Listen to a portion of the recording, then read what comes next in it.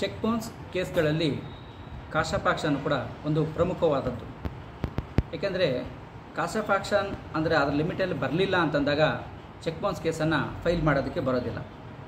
ಈಗ ಸಾಧಾರಣವಾಗಿ ಚೆಕ್ಕನ್ನು ಕೊಟ್ಟಿರ್ತಾರೆ, ಮತ್ತು ಅದನ್ನು ಚೆಕ್ ಬೌನ್ಸ್ಗೆ ಹಾಕಿರ್ತಾರೆ, ಮತ್ತು ಯಾವಾಗಲೂ ನೆನಪು ಮಾಡಿಕೊಂಡು ಅದನ್ನ ನೋಟಿಸ್ ಕೊಡೋದಕ್ಕಾಗಲಿ, ನೋಟಿಸ್ ಕೊಟ್ಟ ಮೇಲೆ ಕೇಸನ್ನು ಫೈಲ್ ಮಾಡೋದಕ್ಕಾಗಲಿ ಎಷ್ಟೋ ದಿನಗಳ ನಂತರ ಬರ್ತಾರೆ.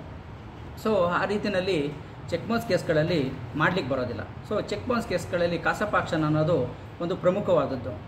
ಸೊ ಇದಕ್ಕೆ ಸಂಬಂಧಪಟ್ಟಂತೆ ಹಲವಾರು ಪ್ರಕರಣಗಳು ಬಂದಿದ್ದರೂ ಕೂಡ ಒಂದು ಪ್ರಮುಖವಾದಂಥ ಸುಪ್ರೀಂ ಕೋರ್ಟ್ನ ಒಂದು ಜಡ್ಜ್ಮೆಂಟನ್ನು ಈ ವಿಡಿಯೋದಲ್ಲಿ ನಾನು ಡಿಸ್ಕಸ್ ಮಾಡ್ತೇನೆ. ಚೆಕ್ ಬೌನ್ಸ್ ಕೇಸಲ್ಲಿ ಕಾಶಾಫಾಕ್ಷನ್ ಯಾವಾಗ ಪ್ರಾರಂಭ ಆಗುತ್ತೆ ಅಂದರೆ ಆ ನೋಟಿಸನ್ನು ನೀಡಿದ ನಂತರದಲ್ಲಿ. ಏಕೆಂದರೆ ನೋಟಿಸನ್ನು ನೀಡೋಕ್ಕಿಂತ ಮೊದಲು ಚೆಕ್ ಬೌನ್ಸ್ನ ಪ್ರಕರಣದಲ್ಲಿ ಕಾಶಾಫಾಕ್ಷನ್ ಪ್ರಾರಂಭ ಆಗೋದಿಲ್ಲ. ಚೆಕ್ಕನ್ನು ಕೆಲವರು ಪ್ರಶ್ನೆಯನ್ನು ಕೇಳ್ತಾ ಇರ್ತಾರೆ, ಚೆಕ್ಕನ್ನು ನಾನು ಒಂದು ಸರಿ ಪ್ರೊಡ್ಯೂಸ್ ಮಾಡಿದ್ದೀನಿ, ಮತ್ತು ಇನ್ನೂ ಟೈಮ್ ಇದೆ, ಅಥವಾ ಹಣ ಇರಲಿಲ್ಲ, ಅಥವಾ ಅವರು ಹಣ ಕೊಡ್ತೀನಿ ಅಂತ ಹೇಳಿದರು, ಮತ್ತೆ ಅವರು ಬ್ಯಾಂಕಲ್ಲಿ ಚೆಕ್ ಮಾಡಿದಾಗ ಹಣ ಇಲ್ಲ, ಸೊ ಏನು ಮಾಡ್ಬೋದು, ಈ ರೀತಿಯಲ್ಲಿ ಹಲವಾರು ಪ್ರಶ್ನೆಗಳನ್ನು ಕೇಳ್ತಾ ಇರ್ತಾರೆ. ಸೊ ಚೆಕ್ನ ಒಂದು ವ್ಯಾಲಿಡಿಟಿ, ಆ ಡೇಟ್ ಏನಿರ್ತದೆ, ಚೆಕ್ನ ಡೇಟ್ಗಿಂತ 3 ತಿಂಗಳು ಆದ ಚೆಕ್ನ ವ್ಯಾಲಿಡಿಟಿ ಇರುತ್ತದೆ. ಸೊ ಅದರ ಒಳಗಡೆ ನೀವು ಎಷ್ಟು ಬಾರಿ ಆದರೂ ಚೆಕ್ಕನ್ನು ಬ್ಯಾಂಕಿಗೆ ಪ್ರೊಡ್ಯೂಸ್ ಮಾಡ್ಬೋದು. ಪ್ರೊಡ್ಯೂಸ್ ಮಾಡೋದ್ರಿಂದ ಕಾಶಾಫಾಕ್ಷನ್ ಪ್ರಾರಂಭ ಆಗೋದಿಲ್ಲ. ಸೊ ಆ ವ್ಯಾಲಿಡಿಟಿ ಟೈಮ್ ಒಳಗಡೆ ಪ್ರೊಡ್ಯೂಸ್ ಏನು ಮಾಡಿರ್ತೀರಿ ಅದಕ್ಕೆ ಸಂಬಂಧಿಸಿದಂತೆ ಲೀಗಲ್ ನೋಟಿಸನ್ನು ಯಾವಾಗ ಇಶ್ಯೂ ಮಾಡ್ತೀರಿ, ಆ ಲೀಗಲ್ ನೋಟಿಸನ್ನು ಇಶ್ಯೂ ಮಾಡಿದ ದಿನಾಂಕದಿಂದ ಚೆಕ್ ಬೌನ್ಸ್ ಕೇಸ್ನ ಕಾಶಾಫಾಕ್ಷನ್ ಪ್ರಾರಂಭ ಆಗುತ್ತೆ. ಸೊ ಈ ನಾವು ನೋಟಿಸನ್ನು ಈಗ ಕೊಟ್ಟಿದ್ದು ಮತ್ತೆ 2ನೇ ನೋಟಿಸ್ ಅಥವಾ 3ನೇ ನೋಟಿಸ್ ಈ ಥರ ಕೊಡ್ಲಿಕ್ಕೆ ಬರೋದಿಲ್ಲ.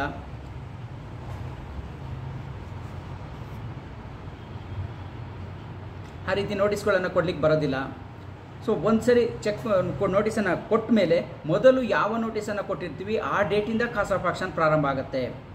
ಸೊ ಆ ನೋಟಿಸು ಅವರಿಗೆ ಚೆಕ್ ನೀಡಿದಂಥವರಿಗೆ ರೀಚ್ ಆದ ಮೇಲೆ ಆ ಡೇಟಿಂದ ಅವರು 15 ದಿನಗಳಿಗೆ ಅವರಿಗೆ ಮ್ಯಾಂಡೇಟ್ರಿ ಟೈಮನ್ನು ಕೊಡಬೇಕಾಗತ್ತೆ ಅವರು ಹಣವನ್ನು ಪಾವತಿ ಮಾಡೋದಕ್ಕೆ. ಸೊ ಅವ್ರು ಮಾಡಲಿಲ್ಲ ಅಂದರೆ ಅನಂತರದಲ್ಲಿ ಕೇಸನ್ನು ಫೈಲ್ ಮಾಡ್ಕೊಳ್ಳೋದಕ್ಕೆ ಅವಕಾಶ ಇರುತ್ತೆ. ಸೊ ಹಾಗಾಗಿ ಈಗ ಕೆಲವರು ಚೆಕ್ ಬೌನ್ಸ್ ಆಗಿರುತ್ತೆ, ಮೊದಲೊಂದು ನೋಟಿಸನ್ನು ಕೊಟ್ಟಿರ್ತಾರೆ, ನಂತರದಲ್ಲಿ ಒಂದು ನೋಟಿಸನ್ನು ಕೊಟ್ಟಿರ್ತಾರೆ. ಸೊ ಆವಾಗ ಗೊಂದಲಗಳು ಆಗ್ತಾ ಇರ್ತದೆ, ಯಾವ ಒಂದು ಡೇಟನ್ನು ತಗೋಬೇಕು ಅನ್ನೋದಕ್ಕೆ ಸಂಬಂಧಿಸಿದಂತೆ ಸುಪ್ರೀಂ ಕೋರ್ಟ್ 1999ರಲ್ಲೇ NEPC Micon limited and others versus Magma leasing limited ಈ ಒಂದು ಪ್ರಕರಣದಲ್ಲಿ ಸ್ಪಷ್ಟವಾಗಿ ಸುಪ್ರೀಂ ಕೋರ್ಟ್ ಹೇಳಿದೆ, ಕಾಶಾಫಾಕ್ಷನ್ ಪ್ರಾರಂಭ ಆಗೋದು ಫಸ್ಟ್ ನೋಟಿಸ್ ಏನಿರ್ತದೆ, ಫಸ್ಟ್ ನೋಟಿಸನ್ನು ಇಶ್ಯೂ ಮಾಡಿದ ಡೇಟ್ ಏನಿರ್ತದೆ ಅಲ್ಲಿಂದ ಪ್ರಾರಂಭ ಆಗುತ್ತೆ ಅನ್ನೋದನ್ನು ಹೇಳುತ್ತೆ.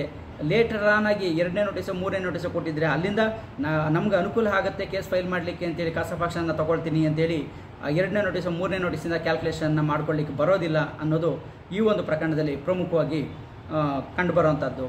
ಸೊ ನಮ್ಮ ವಿಡಿಯೋ ನಿಮಗೆ ಇಷ್ಟ ಆಗಿದರೆ ಲೈಕ್ ಮಾಡಿ, ಹಾಗೆ ಎಲ್ಲರಿಗೂ ಶೇರ್ ಮಾಡಿ. ನೀವಿನ್ನೂ ಸಬ್ಸ್ಕ್ರೈಬ್ ಆಗಿಲ್ಲ ಅಂದರೆ ಸಬ್ಸ್ಕ್ರೈಬ್ ಆಗಿ.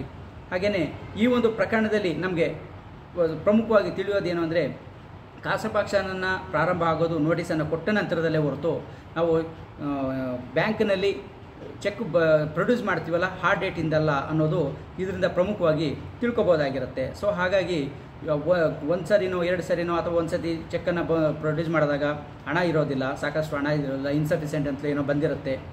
ಆದರೆ ಆ ನಂತರದಲ್ಲಿ ಅವನನ್ನು ಸಂಪರ್ಕಿಸಿದಾಗ ಮತ್ತೆ ಹಣ ಹಾಕ್ತೀನಿ ಅಂತ ಟೈಮ್ ಕೇಳ್ಕೊಬೋದು. ಆ ಒಂದು ಟೈಮ್ ಅಂದರೆ ಆ ಚೆಕ್ನ ಡೇಟ್ನಲ್ಲಿ ಇರೋದು 3 ತಿಂಗಳು ಒಳಗಡೆ ಅದನ್ನು ಪ್ರೊಡ್ಯೂಸ್ ಮಾಡಬೇಕಾಗಿರುತ್ತೆ. ಸೊ ಅದರಲ್ಲಿ ನೀವು ಎಷ್ಟು ಬಾರಿ ಚೆಕ್ಕನ್ನು ನ್ಯಾಯಾಲಯಕ್ಕೆ ಬ್ಯಾಂಕಿಗೆ ಪ್ರೊಡ್ಯೂಸ್ ಮಾಡಿದಿರಿ ಅನ್ನೋದು ಕೌಂಟ್ ಬರೋದಿಲ್ಲ.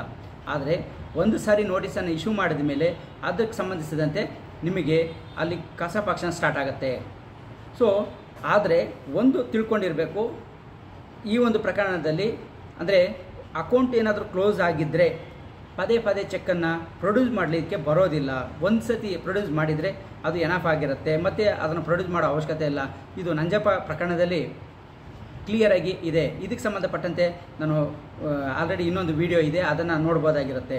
ಯಾಕೆಂದರೆ ಚೆಕ್ಕನ್ನು ಕ್ಲೋಸ್ ಮಾಡಿದರೆ ಅದಕ್ಕೆ ಸಂಬಂಧಪಟ್ಟಂತೆ ಮತ್ತೆ ಇನ್ನೊಂದು ಬಾರಿ ಪ್ರೊಡ್ಯೂಸ್ ಮಾಡ್ತೀನಿ ಬ್ಯಾಂಕಿಗೆ ಅಂತ ಹೇಳಲಿಕ್ಕೆ ಬರೋದಿಲ್ಲ.